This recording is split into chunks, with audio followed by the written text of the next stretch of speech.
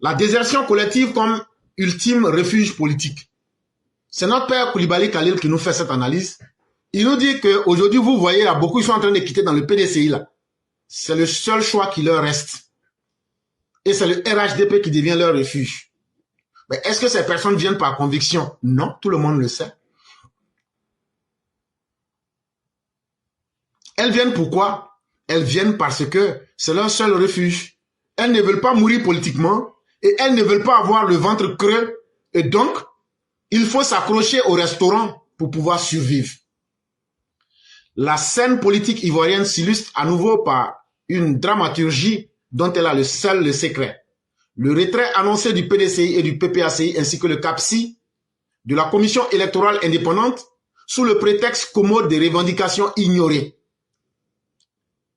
Cette gestuelle n'est pas inédite. Elle prolonge presque mécaniquement le geste du PPACI de Laurent Gbagbo, tout aussi empressé de quitter l'arène dès que ses desiderata n'avaient pas été exaucés. À 6 mois des échéances électorales, et même si l'échéance n'est peut-être une raison valable, cette agitation procédurale révèle moins d'un attachement aux principes démocratiques qu'une tentative désespérée de réécrire les règles du jeu en cours de partie. Ce que les opposants ivoiriens demandent là, en réalité, actuellement, on est dans une phase de contentieux.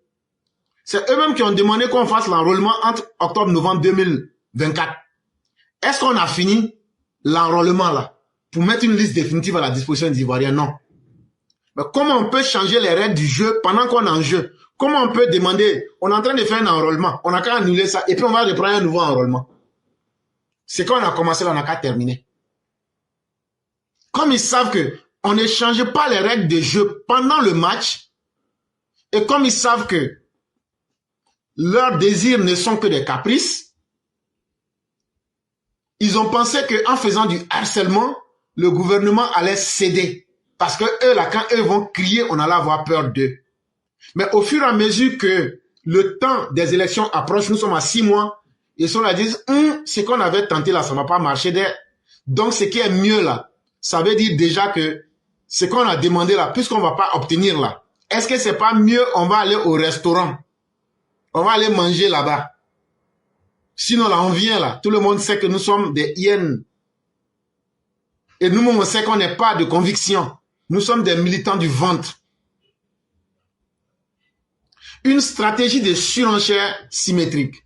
La surenchère revendicative devient ainsi non un moyen de perfectionner l'ordre électoral, mais un stratagème pour discréditer tout processus qui ne garantirait pas d'avance le triomphe de ses promoteurs.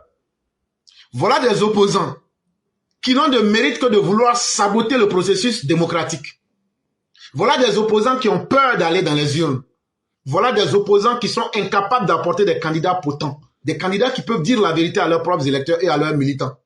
Voilà des électeurs, voilà des partis politiques qui ont fait le choix des individus, eux non le choix des idéologies. C'est Gbagbo nous en amour, c'est Chakadjan nous en veut parce qu'il est baoulé. Mais derrière là, vous n'avez pas une idéologie. Comme si, est-ce que tout le monde est obligé d'aimer Gbagbo? Est-ce que tout le monde est obligé d'aimer Ouattara? Est-ce que tout le monde est obligé d'aimer Chakadjan? Et donc là, au lieu d'avoir des idées, au lieu d'avoir des idéologies, ils se sont imposés d'aimer des personnes. Mais si tu aimes quelqu'un, c'est ton problème. La personne que toi tu aimes là, rien ne m'oblige à l'aimer. Ils se sont piégés dans ce gouffre-là. Et aujourd'hui, ils trouvent que ils font des revendications. Et ces revendications, au lieu de dire, on fait des propositions, des revendications pour améliorer la CEI, eux font donc des propositions pour discréditer, pour salir la CEI, comme si la CEI était totalement mauvaise. Alors que la CEI d'aujourd'hui communique et la CEI d'aujourd'hui est indépendante dans ses actes parce qu'on voit, elle affiche tout de façon concrète. Or, que deviendrait une démocratie si, à l'instar de ses formations politiques, chaque compétiteur exigeait comme préalable sa participation, que l'ensemble du dispositif institutionnel soit intégralement remodelé à son profit. De la manière que vous êtes en train de demander qu'on n'a qu'à remodeler, on n'a qu'à refaire la CEI pour que vous soyez satisfaits là. Si vous finissez, si on finit de faire comme pour vous là, et puis nous aussi on dit qu'on n'est pas satisfait, on n'a qu'à remodeler comme le RHDP aussi veut parce que nous on est au pouvoir là. Est-ce qu'on pourra là des élections? Si chacun veut que la CEI n'a qu'à être, on n'a qu'à transformer la CEI comme lui veut ou même comme elle veut là. C'est que nous on va attendre, quand vous allez finir, et puis on va faire la CEI comme vous voulez là. Le lendemain là, nous aussi on sort pour dire, bon, nous aussi on n'aime pas la manière que c'est là. On veut maintenant que comme nous on est au pouvoir là, on n'a qu'à transformer ça comme de la manière nous aussi on veut. Après, maintenant, le parti d'Herman Aboua aussi va dire, de la manière que vous autres, vous avez voulu là, nous aussi, on veut que ça n'a qu'à comme pour nous. Après, le parti de Guedro va faire la même chose. On va faire 1000 ans sans aller aux élections. Parce que, pour qu'on puisse satisfaire tout le monde là, ça va prendre du temps. L'élection par essence, confrontation d'ego sous l'empire de la loi commune, serait remplacée par une négociation permanente des conditions de la victoire, livrée au bon vouloir de chaque prétendant. Ce que vous voulez là, vous voulez qu'on dénature la CEI pour que vous puissiez incruster vos gens, pour que vous vous sentiez en confiance de gagner. Laurent Gbagbo l'a déjà dit, il y a une vidéo qui circule, que lui ne va jamais à une élection s'il ne sait pas comment elle va se terminer. Ça veut dire, tant que lui n'a pas mis les gens là-bas pour incruster la CEI et puis braquer les élections là, lui ne va pas à ces élections. Et donc là, si pour vous, c'est que vous n'avez pas le courage de dire aux gens là, on n'a qu'à laisser, la CEI va devenir comme vous voulez pour que vous sachiez que vous allez gagner avant de participer aux élections. Sachez que les Ivoiriens n'ont pas ce temps-là. Parce que chaque parti allait demander que la CEI soit taillée sur mesure pour qu'il gagne l'élection avant de pouvoir aller compétir devant les électeurs. Cette posture révèle une profonde immaturité démocratique. Mais quelqu'un qui refuse d'aller aux élections, quelqu'un qui refuse de donner un programme de campagne, quelqu'un qui n'a pas de candidat, qui n'a pas d'alternative idéologique. Mais cette personne-là, c'est quelqu'un qui est immature démocratiquement. C'est quelqu'un qui n'a aucune formation démocratique et c'est quelqu'un qui n'a aucune intelligence politique. Elle dévoile surtout un inquiétant réflexe. Substituer à la confrontation électorale la stratégie de la dénonciation victimaire infiniment plus confortable. Et donc, pour eux, les PPAC et PDC, quand ils vont se dire tout va mal et c'est nous qui sommes les victimes, ça va nous impressionner. Les vraies victimes sont dans les quartiers. L'argent des gens que vous avez volé là, et puis vous avez gâté la vie des gens, c'est eux les vraies victimes. Quand vous étiez au pouvoir, vos détournements là, les hôpitaux que vous n'avez pas pu construire là, et puis il y a des gens qui sont morts, c'est eux, ils sont dans les cimetières là, c'est eux les vraies victimes. Quand vous avez mis les escadrons de la mort là, les victimes là, comme les H, les camarades là, c'est eux les vraies victimes. Quand Simone Gbagbo a demandé de violer les femmes là, ces femmes là, elles existent aujourd'hui encore, c'est elles les vraies victimes. Vous, des bandes de rapaces, des bandes de voleurs, des bandes d'incapables, des bandes d'indignes, des bandes de mécréants, des bandes d'impies, des bandes de philistins, des bandes d'individus sans foi ni loi, des Aoula et des Aoliba qui viennent s'arrêter, c'est eux qui sont victimes. Alors que vous avez dans vos comptes bancaires les milliards volés des Ivoiriens, vous n'avez jamais posé un seul acte positif pour les Ivoiriens et c'est toujours vous les victimes. Parce que quand c'est comme ça, les gens vont se dire, mais les vraies victimes sont là, elles vous regardent. Ce n'est plus la force des idées qui est mise à l'épreuve, mais la capacité à invalider le terrain de jeu lorsque la victoire paraît incertaine. Au lieu de faire la promotion pour dire « voilà ce qu'on peut améliorer dans la CEI », c'est toujours eux qui disent « voilà ce qui n'est pas bon dans la CEI ». Bon, dites-nous ce que vous proposez pour rendre ça bon. C'est trop facile d'être quelqu'un qui est là toujours en train de crier. Et dites-nous ce qui est bon qu'on doit faire là. Est-ce que vous avez fait ça avant? Ah! Vous savez que si vous avez des gens intelligents en face, là, on va vous dire ce que vous n'avez pas pu faire là. Au nom de quel droit vous voulez que les autres fassent ça pour vous? Nous, on n'a qu'à créer les conditions pour vous faire gagner et puis on va aller aux élections avec vous. Est-ce que Gbagbo en 2010, là, on n'a pas fait sondage pour dire que c'est lui qui gagne avant les partis? C'est parce qu'il était sûr qu'il allait gagner. Bon, si c'est ça que vous voulez là, nous, on n'a pas ce temps-là. Ou bien, on n'a qu'à prendre Simone Evé, Gbagbo Laurent, avec Chaka Dian, eux vont diriger la CEI et puis on va aller aux élections. Est-ce qu'à votre temps, c'est ce que vous aviez fait? Est-ce que vous avez laissé les gens déclarer les résultats? Est-ce que vous avez accepté de sortir pour communiquer avec les Ivoiriens? Parce qu'on va vous demander, c'est bien beau de crier, mais qu'est-ce que vous avez proposé?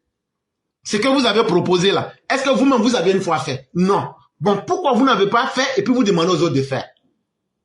C'est pourquoi vous vous cachez derrière pour crier que vous êtes victime. En vérité, Ces retraits en cascade sont moins des actes de protestation que des aveux d'impuissance publique. Loin d'ébranler la légitimité du processus démocratique, ils exposent au grand jour le déficit de confiance de leurs acteurs et auteurs dans leur propre capacité de conviction. Et vous venez de vous désavouer. Vous venez de démontrer à la face du monde que vous n'avez pas confiance en vous-même. Parce que si vous aviez vraiment l'électorat qu'il fallait, et que vous vous dites populaire là, c'était le moment, quel que soit le contexte, d'aller vous mettre ensemble et vous partez confronter le RHDP et vous les battez à plat couture.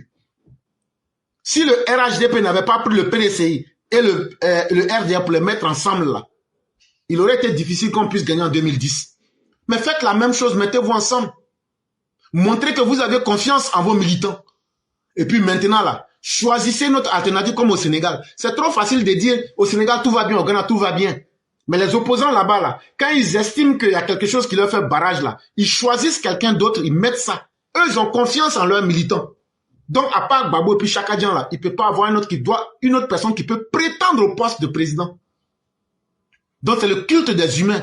Et c'est ça qui montre que vous avez un déficit de confiance en vos propres acteurs. Ça prouve que vous n'avez pas confiance en vous-même. Ce sont des hommes que vous adorez, c'est des individus que vous adorez. Vous n'avez pas d'idéologie. Et ça, les hommes sont tous mortels. Et ça vient de démontrer que vous êtes dans l'impuissance et que c'est un aveu d'échec par anticipation. L'absurdité d'une démocratie à la carte. Ceux qui quittent aujourd'hui la CEI ne font qu'emprunter le sentier battu. Laurent Gbagbo, après tout, n'a siégé dans aucune instance électorale pendant 10 ans. Le pays n'en a pas pâti. Ça, c'est tellement du déjà vu. Le PPACI, FPI, MGC, LMP a boycotté depuis qu'ils ont quitté le pouvoir en 2010. Mais est-ce que ça a empêché la Côte d'Ivoire d'avancer? Est-ce qu'après eux-mêmes, ils ne sont pas revenus pour faire des députés? C'est pourquoi j'ai dit, si vous n'êtes pas vraiment content, si la CEI n'est pas crédible, même vos députés, vos maires, là, vous devez leur dire de rendre le tablier pour démissionner. Là, comme ça, on va dire vraiment, vous avez raison. La machine démocratique a poursuivi sa route, indifférente aux absences théâtrales des uns et aux soupirs dramatiques des autres. Donc, la démocratie, elle n'est pas parfaite, mais ce sont les hommes qui l'animent avec l'expérience qui la rendent parfaite. La Côte d'Ivoire avance, vous partez, vous faites du théâtre, du spectacle, de la fourberie, des farces, mais après, quand il y a élection encore, vous revenez. Et vous voyez que les choses ne changent pas, les choses évoluent. Mais vous êtes là, on vous regarde dans votre théâtre. En 2020, même scénario. Retrait en cascade.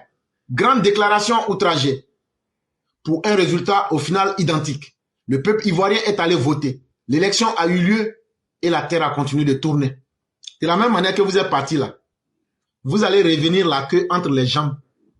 Il n'y a pas quelqu'un qui va aller vous demander pardon. On est déjà habitué à ça. Allez trouver un autre scénario. En 2020 là, Bédié était candidat. Mais pourquoi il n'est pas allé aux élections? Parce que vous savez que vous êtes minoritaire. Vous savez que vous, en vérité, vous ne pouvez pas gagner des élections. Mais vous demandez au RHDP de créer les conditions d'un suicide. De se faire suicide. On demande à Alassane Ouattara de quitter. Si Alassane Ouattara quitte là, c'est qui vous allez mettre?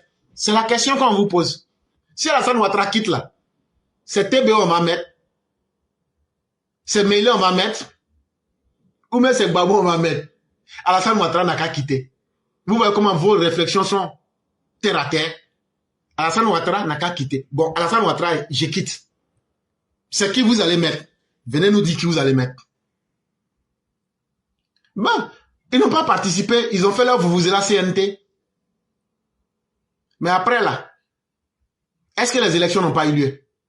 Est-ce que la terre s'est arrêtée de tourner en Côte d'Ivoire? En réalité, les retraits précipités de 2025 ont au moins un mérite, celui de lever toute ambiguïté. En abandonnant si tôt le processus, ces partis dévoilent eux-mêmes leur véritable plan. Ne pas aller aux élections, mais dénoncer, ne pas convaincre les Ivoiriens, mais contester. Et c'est une très bonne chose que vous contestiez. Et c'est ce que j'ai dit. Ces crises préélectorales, on n'avait jamais vu. Mais maintenant que vous êtes prêts à une crise préélectorale, sinon on a déjà vu crise post-électorale, on a vu ça plusieurs fois, depuis 95, 90, pour aller là-bas, 2010. Ces crises préélectorales, on n'avait pas vu, crise avant les élections. Mais Dieu merci, En faisant ça, en quittant dans les instances, vous nous rendez service parce que vous montrez non seulement votre incapacité, mais vous nous dites apprêtez-vous à la violence parce que nous n'aurons d'autre choix que de devenir violents, de devenir des contestataires. Et là, la République vous attend. Le procès en illégitimité est déjà instruit. Il ne reste plus qu'à en lire le verdict soigneusement rédigé d'avance. Loin de paralyser la démocratie, cette défection programmée confirme surtout la fébrilité de ceux qui s'y livrent. Donc, des gens qui ont peur eux-mêmes de s'assumer, c'est pas à nous d'aller les traiter comme des bébés pour leur demander pardon. Ça là, personne ne va vous demander pardon. Et la sœur, il va continuer son travail. Les institutions du gouvernement vont continuer leur travail. Restaurer la gravité de l'acte électoral. Ce qu'on va faire là, on ira aux élections de gré ou de force. Votre guerre civile que vous êtes en train de préparer, les djihadistes infiltrés là, si vous voulez commencer ça aujourd'hui même. Face à cette démission politique masquée en indignation civique, l'opinion publique ivoirienne ne saurait rester spectatrice. La démocratie n'est ni un marché où chacun s'impose ses conditions, ni une salle de théâtre où l'on sort bruyamment pour compenser l'absence de talent. La démocratie, là, c'est pas un marché. Je vais au marché, il y a du bruit, mais j'achète ce que je veux. On ne peut rien m'imposer. La démocratie, là, c'est pas un marché. C'est pas un marché gourou. Il y a des règles. Si tu ne peux pas respecter les règles, tout le théâtre que tu vas faire là, même si tu cries là, hey, c'est parce que tu es minoritaire, tu n'as pas de militants. Elle est avant tout un pacte d'acceptation des règles communes, même lorsqu'elles contraignent, même lorsqu'elles déplaisent. Il faut, pour toute personne qui respecte notre société, tu vas respecter les règles de la société et maintenant donner tes avis. À 6 mois d'échéance cruciale, il appartient aux citoyens de rappeler à l'ordre ceux qui, au lieu de préparer l'affrontement des idées, préfèrent multiplier les prétextes pour fuir l'épreuve. La démocratie ivoirienne mérite mieux que cette infantilisation permanente. Elle mérite des acteurs politiques capables d'affronter la réalité, non de l'instrumentaliser. Donc, on n'a pas besoin de gros enfants qui pensent que eux, leurs caprices qu'ils imposent à leur mère, on va toujours leur dire, bon, on vous demande pardon, revenez. Vous allez voir si quelqu'un va vous demander pardon. Un matin là, c'est vous-même qui allez revenir dans votre honte pour demander que vous êtes revenu. Puisque c'est pas quelqu'un qui vous a obligé. C'est pas aussi quelqu'un qui va aller vous demander pardon de revenir. Asseyez-vous et puis regardez la suite.